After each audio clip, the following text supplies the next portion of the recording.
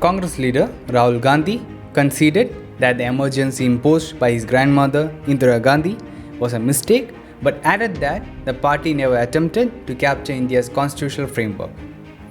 Absolutely, that was a mistake, and my grandmother said as much. Rahul Gandhi told economist and India's former chief economic advisor Kaushik Basu during a conversation. The emergency was imposed for 21 months from 1975 to 1977. I'm greatly appreciative of the democratic roots that have been built in the country. There was one blot on it. I don't know how you feel about that, 1975 to 77, the emergency. But that was 2 years. It's gone. I'm very curious how you look back and think of that. I think that was a mistake. Absolutely, that was a mistake. And my grandmother said as much.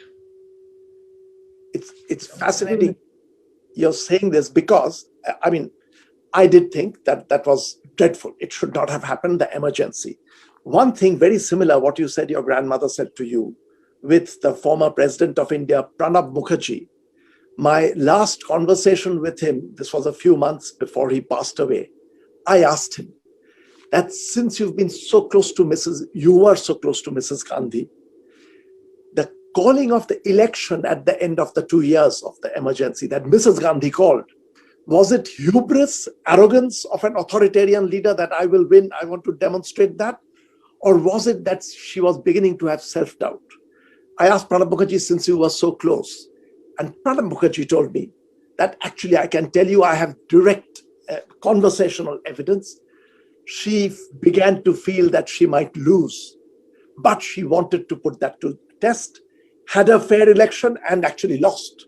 So in some sense, having made that huge mistake, she rectified that and brought back the democratic institution. So it's sort of your brief words sort of go well. It was very different though. Yeah. And there's a fundamental difference between what happened in the emergency and it was wrong and what is happening now. The Congress party at no point attempted to capture India's institutional framework.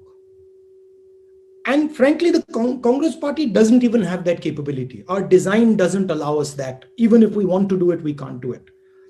The RSS is doing something fundamentally different.